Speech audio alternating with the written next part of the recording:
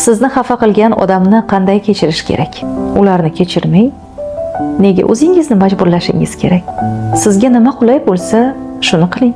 Ularni hech qachon kechirmang. Yashashni davom eting shu og'ir yuk bilan. O'zingizni jazolang. Nega deysizmi? Qalbingizdagi g'azab bu boshqalarning xatolari uchun o'zingizga berayotgan jazoingiz. Misol keltiraymi? Siz kechirmagan inson xuddiki uyingizda ijara to'lamasdan yashayotgan yoqimsiz kimsa deydi.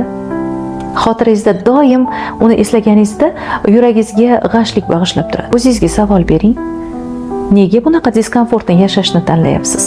Siz kechirishni istamaydigan odamlar, ularni tafakkuriga bir e'tibor bering va nima uchun ular bunaqa yo'l tutishlarini bilib olasiz. Ular siz kabi idrokli emasdir, balkim siz kabi mehribon ham emasdir. Balkim ular o'zlarini fikrlash doirasi asiridir. Ularda siz kabi ma'naviy, hissiy jihatdan o'sish imkoniyati yo'qdir balkim. Mehrli bo'ling. Imkon qadar kechirishni biling.